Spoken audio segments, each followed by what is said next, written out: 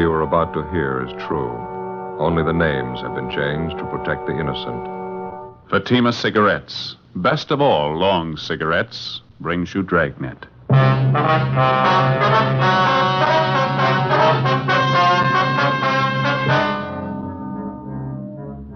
You're a detective sergeant. You're assigned to Juvenile Bureau.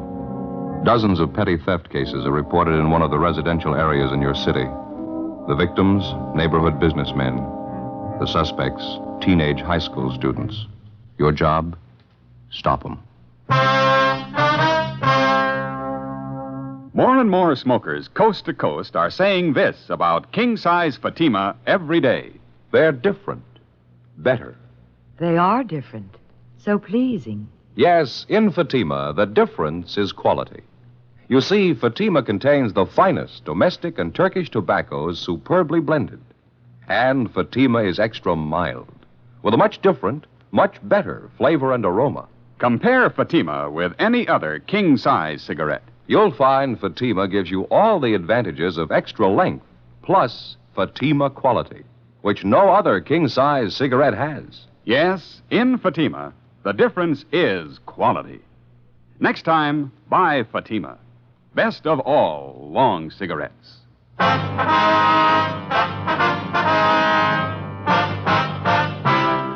Dragnet, the documented drama of an actual crime. For the next 30 minutes, in cooperation with the Los Angeles Police Department, you will travel step by step on the side of the law through an actual case transcribed from official police files. From beginning to end, from crime to punishment, Dragnet is the story of your police force in action. It was Tuesday, February 4th. It was cloudy in Los Angeles. We were working a night watch out of Juvenile Bureau, assigned to University Division.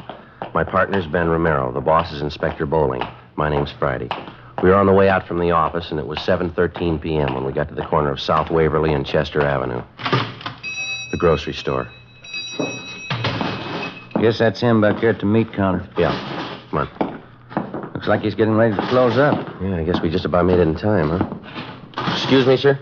Yes, sir. Help you, gentlemen? We're looking for Henry Loomis. Yes, sir. That's my name. Police officers, Mr. Loomis. My name's Friday. I believe I talked to you on the phone. Oh, yeah. This is my partner, Sergeant Romero. Hi, Mr. Loomis. Wonder if you'd mind waiting a half a minute, officers. Just getting a little bookwork straightened out here. Today's receipts. Sure, go right in. Won't take but a minute. Let's see here. 37, 45, 37. There we go. Ain't that lousy bookwork. Gonna get a girl to come in and do it one of these days. Let's go up front here and talk. All right, sir, fine. Pull up a couple of stools there. Might as well be comfortable. Yes, thank you. Thank you, You sir. talked to any of the other merchants in the neighborhood yet? No, sir, not yet. We'd like to find out what you have to tell us first. Well, it's one of those high school kids, I can tell you that. I'm sure of it. I don't want to sound like an old grouch, but this stealing's got to stop. You get quite a bit of business from the high school trade, do you? At the noon hour, and then just after school lets out. Usually have quite a bunch of them in here around those times. Mm-hmm. Do you especially cater to the high school crowd? I mean, do you serve lunch here or anything like that? No, I don't. I usually get the kids to take their lunch. They come in and buy soda water or milk to drink with their sandwiches. They seem like such a nice class of kids. I didn't think they were thieves. Well, how long has this stealing been going on, Mr. Loomis? I'd say about 10 days, 2 weeks. It's not very hard for them to get away with it. 15 or 20 kids crowd in here during noon hour. I'm usually busy up at the counter. It's no great trick for any one of them to make off with a couple of dollars worth of merchandise. You say this happens just about every day? Every day the kids are in here, yeah. I tried playing detective myself for a while, trying to catch the guilty ones. Didn't do much good. Mm-hmm. As long as this stealing's been going on, Mr. Loomis, has it ever amounted to more than just a few dollars worth of food every day? No, that's the funny part of it, Sergeant. When I check back on my inventories, it's always just about the same amount. A few cans of meat, vegetables, butter, a few loaves of bread. It's not so much the value of the stuff. I just don't like the idea of some kid making a fool out of me day after day. Has your cash register ever been tampered with, you know? I mean, any money stolen? No, sir, that's another thing I can't understand. If a kid's going to turn thief, you'd think he'd go after the cash. Whoever's doing it, they've never tried anything like that here. Well, how about some of the other merchants in the neighborhood, sir? You mentioned on the phone there were a couple of others having the same trouble that you are. Yes, sir, there's George Brophy. He's the newspaper distributor, and there's Collins. He's got the grocery place up the street. You can talk to them. I gave you their addresses on the phone, didn't I? Yes, sir, you did. Just one more thing, Mr. Loomis, about this crowd of high school boys that hang around here. Any of them in particular you might suspect? As a matter of fact, there is. I certainly can't prove anything, but I just have a feeling about it.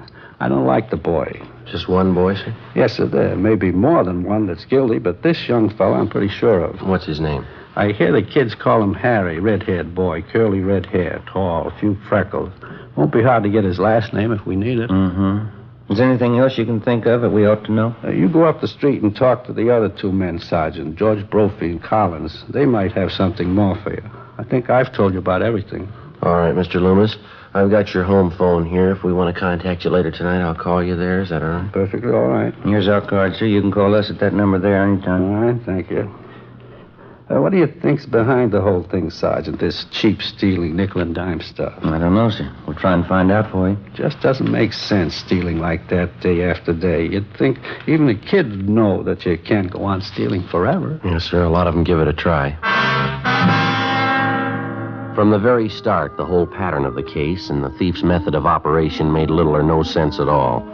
The thefts had been going on for more than 2 weeks, and they'd all taken place in a 12-square-block area. In each of the 24 cases reported to us, not one of the thefts had been for more than $5, either in cash or merchandise. The thief's scene of operation included 2 grocery stores, a drugstore, coin boxes attached to the newsstands in the neighborhood, and a 5 and 10 cent variety store. With one exception, all of the cases involved theft of merchandise only. The breaking open of coin boxes attached to newsstands was the single instance in which money was taken. The total sum was less than $3.50. 7:40 p.m. Ben and I left the grocery store and went up the street to the home of George Brophy. He was the neighborhood newspaper distributor who operated the coin box newsstands which had been broken into. Well, I think you can just about count on it, Sergeant. It's one of the kids in the neighborhood doing all this. Either that or a couple of them are working together. What makes you so sure about it, Mr. Brophy? Well, for one thing, we got more than our share of kids out this way. A lot of them are from poor families, underprivileged, you might say.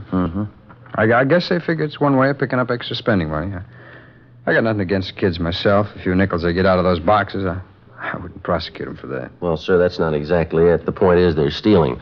If they get away with this small-time stuff, they might figure they're ripe for something bigger. Probably be the best thing in the world for them if we can stop them now and set them on the right track, don't you think? Yeah. Put in with you there, Sergeant. I don't know how much I can help you, though. Do you have any idea at all who it might be that's breaking into the coin boxes? Well, like I say, I have nothing against any kid myself, but there is one of them around the neighborhood I've been a little suspicious about, a red-headed kid. What's he look like, you know? Red hair, freckle face, kind of tall and gangly. Typical high school kid. Old Loomis down at the grocery store, he's been a little leery about the same kid, too. Well, why do you single out this red-haired boy, Mr. Brophy? Well, he... Oh, excuse me, I better grab Right it. ahead. Yes. Hello. Oh, yeah, Maggie, hi. 4 of them. When are they born? Is that right? All right. Born this morning. 4 of them, huh? Yeah, just a minute, I'll call. Grace, Yeah, honey. it's for you, Maggie Harris. Oh, okay. Thanks. Excuse me, officer. A friend of my wife's, her cat just had 4 kittens. Oh, I see. Oh, where were we? Oh, yeah, about the kid. Yes, sir. Why do you suspect Well, there's a couple reasons, Sergeant.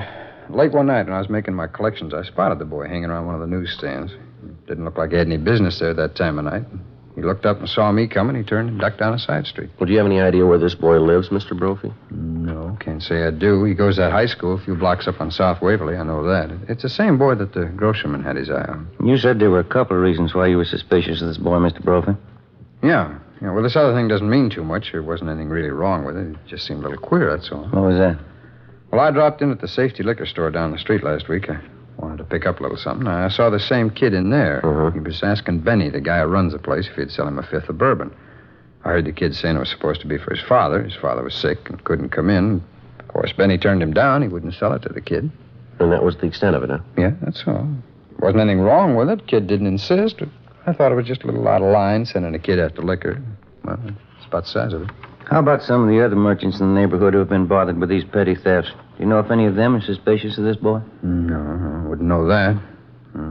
Henry Loomis down at the store is about the only one I know of. Well, thanks very much, Mr. Brophy. If anything else comes up, you can get us at the number on this card here. Oh, okay, Sergeant. Fine. If I can help at all to clear this thing up, I'd be glad to do it. Well, we'll probably be checking back with you, and thanks again, sir. Sure is funny, the whole thing. I get a big laugh out of it. Sir? Oh, I mean the friend of my wife's called up, Maggie Harris. Cat had 4 kittens, like I told you. Uh-huh. Sure get a big laugh out of that. I kept telling her. She wouldn't believe me. What's that, sir? Well, she thought the cat was a male.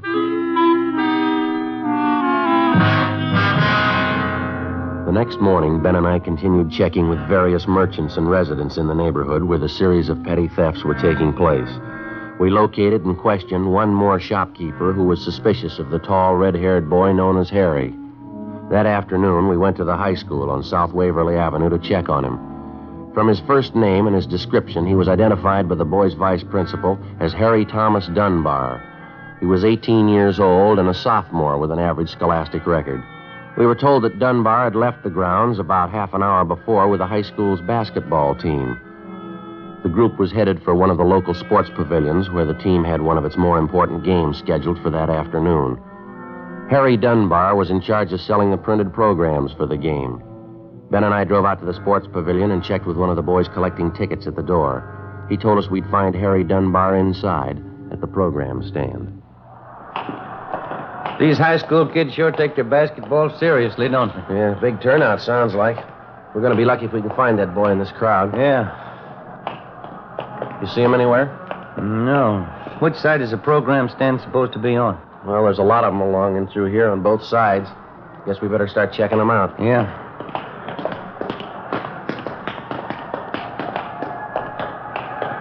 Joe. Yeah. That stand back there on the left, you see? Red-headed kid? Yeah, let's check him, huh? Okay. Programs, dime. Complete programs for the game, 10 cents. Excuse me, son. Program, mister? Your name Harry Dunbar? Yeah, that's right. We're police officers, Harry. We'd like to talk to you for a few minutes, if it's all right. Oh. Well, I can't talk to you now. I'm pretty busy selling these programs here. Then suppose we wait a few minutes, son. See, you only have a few left there to sell. No, it wouldn't do any good waiting. When I sell these, I got something else to do. It's only going to take a few minutes of your time, Harry. We won't keep you long. What is it, officer? What do you want to talk to me about? Just have a few questions for you, son, that's all. Can you step out in the lobby with us for just a minute? What's it all about? I'd like to know. We'd just as soon not talk about it out here. Oh, all right. We can go up this ramp here. All right. There's a hallway back here. Runs underneath the stands, won't be so noisy. Fine, we won't keep you long. Just a few routine questions. This ought to do okay. What is it you want to know about? Do you know a Mr. Loomis? Harry runs a grocery store near the high school. Yeah, old man Loomis. I go down to his store and eat lunch sometimes. Why? How about a Mr. Collins? He runs another store near the high school. Yeah, I know the place. Sometimes I go there, too. A bunch of the kids hang around there during lunchtime. We've had quite a few complaints from Collins and Loomis, some of the other stores in the neighborhood, too. We're checking on some of them. Thought maybe you could help us out, Harry. No, I couldn't help you any. Mr. Collins and that old man Loomis, they don't like us. They want to get us in trouble. I think they're lying. Lying about what? About us kids stealing things out of their stores. I bet they even told you I'm stealing things from them. Are you, Harry? Of course not. They can't say any of us stole things. They don't know. They can't prove anything. Do you know the man that distributes newspapers in your neighborhood, son of Mr. Brophy? Who? Mr. Brophy. Some of the coin boxes on his newsstands have been broken into. He thought maybe you could tell us something about that. Why me? I don't know any Mr. Brophy. Well, he knows you, Harry. He saw you hanging around one of the newsstands one night, and there's something else. He saw you trying to buy a bottle of liquor in the neighborhood. Is that right? We've had 3 or 4 reports on you, son. What do you say? You want to tell us about it? They're crazy. I haven't done anything. Well, you got nothing to worry about, son. I won't tell you any. Look out, Ben. Here, grab him. I got him. All right. Hold it up, son. Let me go. Let me go. Take it easy, young fella. I haven't done anything. I haven't. Now, let me go, please. I haven't done anything. Why'd you try to run away? I have to get home. I got to get home right away. All right, son. We'll take you there. No, you can't go with me. I have to go alone. Afraid we're going to have to hold on to you, Harry. Either we take you home or we take you downtown. Which is it? I tried to tell him I couldn't do everything. I tried, but it didn't work out. I can't do everything. What do you mean, son? Take me home. I'll let them tell you.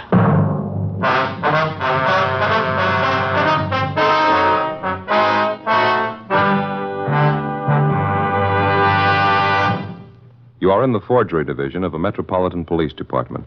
Handwriting analysis.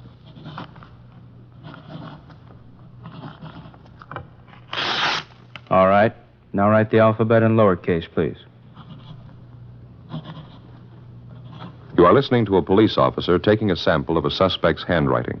This handwriting sample will be compared with a forged signature. Side by side, two signatures may often look alike, but closer examination will prove a world of difference. You'll find the same is true when you compare Fatima with any other king-size cigarette. Side by side, Fatimas are the same in length and circumference. 85 millimeters long, 1 1/64 inches around. And Fatima filters the smoke exactly the same long distance as any other king-size cigarette. But in Fatima, the difference is quality. Fatima gives you extra mildness, a much different, much better flavor and aroma. Remember, Fatima has all the advantages of extra length, plus Fatima quality, which no other king-size cigarette has. So insist on the best. Next time, buy king-size Fatima.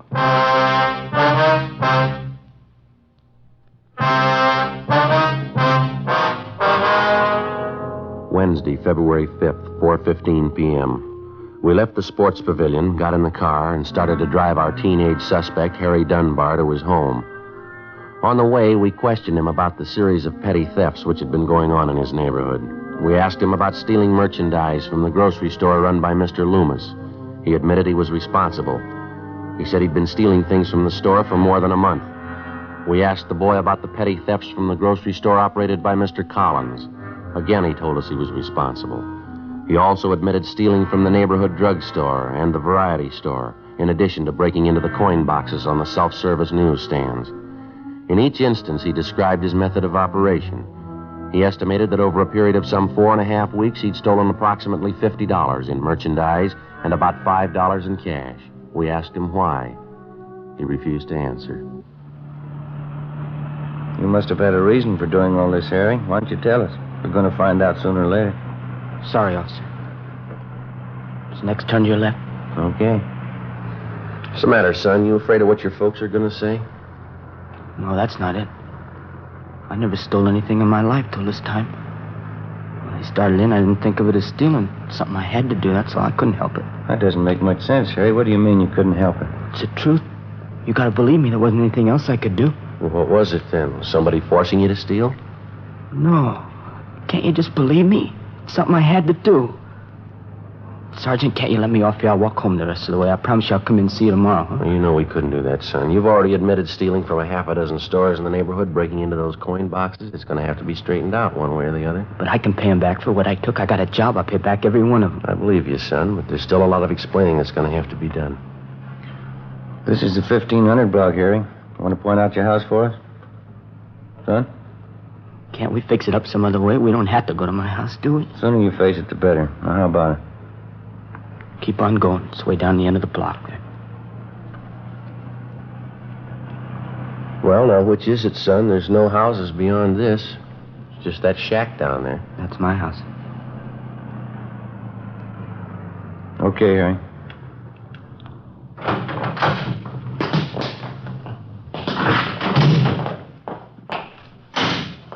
Maybe I better go in first, see if everything's all right. It'll be all right. We'll come with you. Ben and I followed the boy up the stairs and into the house.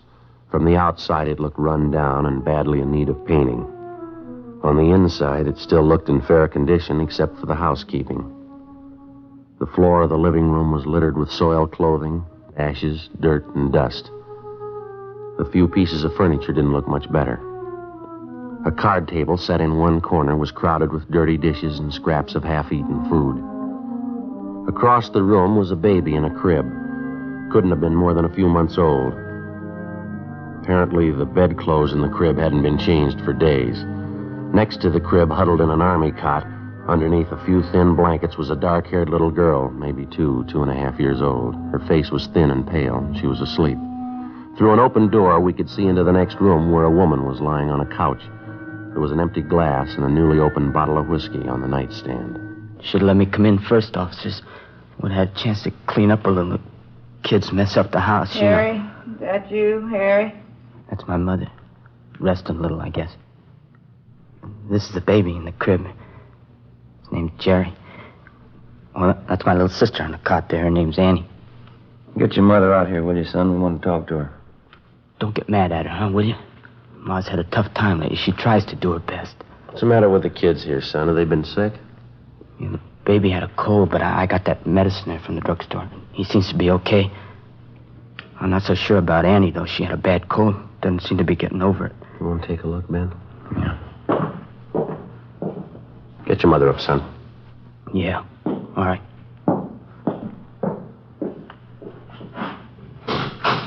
Hey, Ma. Ma, get up, will you? What is it? Who'd you bring home with you? A couple of policemen. They won't talk to you. What'd you bring them in for? Close the door there. I have to fix up a little. My mother will be right out, officer. All right, son. Joe? Yeah. We better get to a phone right away. It looks pretty bad. What is it? Baby needs a doctor. A little girl here. I hope she does, too. What? I'm not sure she's alive.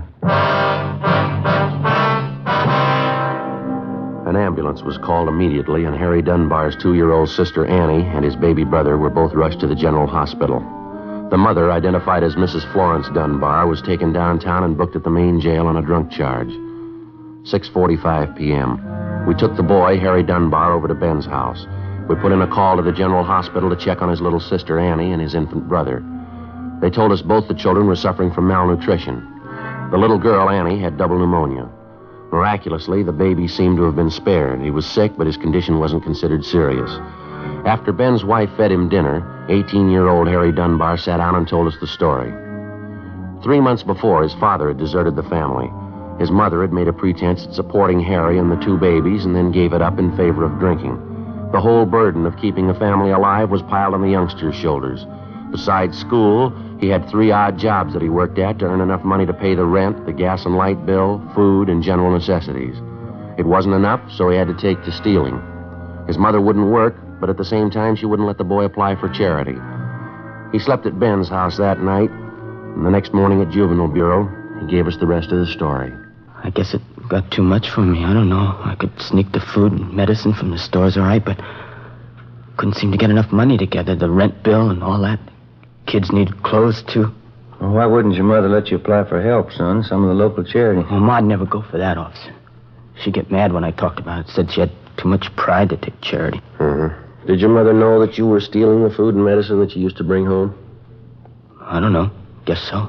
Wouldn't be so mad at her, but every time I got some money together to pay bills, she wanted me to buy whiskey for her. She begged so much I couldn't say no. We're having your mother brought over from the main jail, Harry. We'd like to find out if we can't locate your father. You want to check outside, Ben? See if they brought Miss Dunbar over yet? Yeah, okay. Thank you. How about the kids, Officer? Annie and the baby, how they doing? Well, I checked the hospital, Harry. The doctor's going to call us as soon as he can. Ma, I should have known better. Poor little kids. I could take care of myself, but they had to depend on her. She'd only stopped drinking. Go right in, Mrs. Dunbar. Harry, you all right, son? What have they been doing to you? I'm all right, Ma. No, don't hang on me like that. I was worried about you, Harry, you and the kids. I'm sorry they got sick. I didn't know. It's just bad luck, Harry. We got to stick together, you and me. There's a chair here, Ma. Sit down, huh? Hey, Joe. Yeah? Hospital called. They took the message outside. Here you are. Well, thank you. The hospital, officer? About Annie and the baby? Yeah, that's right, son. About your little sister, Annie. What about her? What'd the doctor say?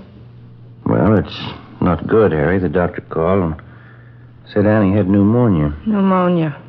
She'll be all right, though, huh? They'll take care of her? Well, it's not that way, son. I mean, the doctor said... Oh, look, you tell him, will you, Joe? What is it? What about Ann? We got a right to know. She's my little girl. Sergeant, you can tell me. You want to sit down, Harry? Yes, sir? Annie died 10 minutes ago. The doctors tried. They couldn't help. Annie dead? That's right, son. Mm-hmm. She's only a little kid. She's only 2 years old. Harry. Harry, son. Poor little Annie. Why did it have to be her, my own little girl? My own little Annie. Be good to me, son. I don't know how I can stand it. My own little girl, Annie. Go outside, Ma. Go outside. No, Harry. I need you. I need you more than ever, son. Be good to me. We have to stick together now. We gotta love one another. All right, Miss Dunbar. No. I need Harry. He's all I got. Aren't you, son? It's so hard sometimes. Everything's against us. Lord only knows I've tried. We've got to try to be happy, to stay together, love one another. Lord only knows. Will you shut up, Ma? Harry, don't blame me, son. We've got to try to be happy. I blame you. Anybody blame you. You killed her. Poor little kid, you killed Annie. Harry, don't say it. Don't say it. I will say it, Ma. You did it. The whole terrible thing. Annie's dead. You did it. Don't you know what it means? Don't, son. Don't hurt me. All right, Harry, now take it easy. You know it, too, don't you? She did it. Her and her whiskey and her drinking and laying around, not even caring about the kids. I tried to tell you, Ma. It's the least you could have done. Take care of the kids. See they're all right. You had to drink. You wouldn't work. You had to lay around. Don't you understand? I couldn't do it all. I tried. I couldn't do it all. You had to go on drinking and lay there and watch Annie die. Please, son, don't say that. We gotta love each other. I wouldn't hurt Annie. You know your mother never do that. You're not my mother. You're not anybody's mother. You don't know what you're saying. Harry, I'm your mother. Lord knows I've tried to be a good mother. You don't mean what you're saying. Goodbye, Ma. I hope I never have to see you again. Harry, please, don't go. Ben, you better go get her. Yeah.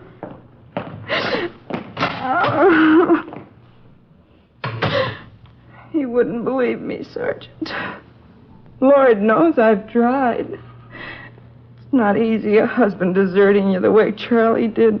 3 kids on your hands. What can I do? Yes, ma'am. Harry ought to understand. I tried. Lord knows it's the best anybody can do. Just try and hope for the best. Yes, ma'am. I've only got one question. Yes? How hard did you try?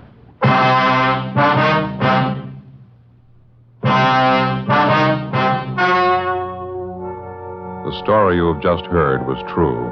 Only the names were changed to protect the innocent. On April 23rd, trial was held in municipal court, city and county of Los Angeles, state of California. In a moment, the results of that trial. Now, here is our star, Jack Webb. Thank you. Friends, I have here a pack of Fatimas. Inside, of course, 20 king-size Fatima cigarettes. Now, Fatimas are the same length and circumference as other king-size cigarettes, and Fatima filters the smoke the same long distance. But only inside this golden yellow package do you get Fatima quality. That's right. Fatima gives you all the advantages of extra length, plus Fatima quality, which no other king-size cigarette has. Next time, buy Fatima.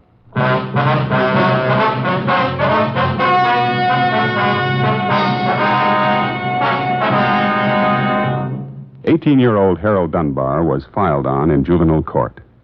After the hearing, the court directed that the 2 Dunbar children be placed in a foster home. Mrs. Dunbar was permanently deprived of the custody of her children.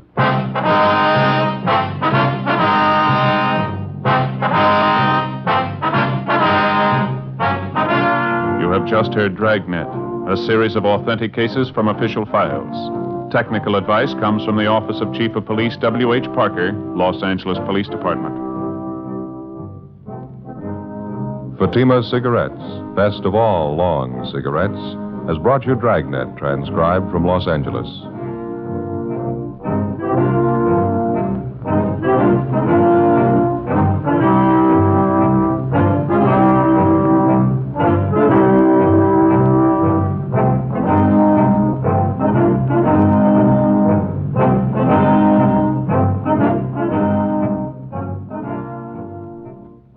Stay tuned for Counter Spy, next over NBC.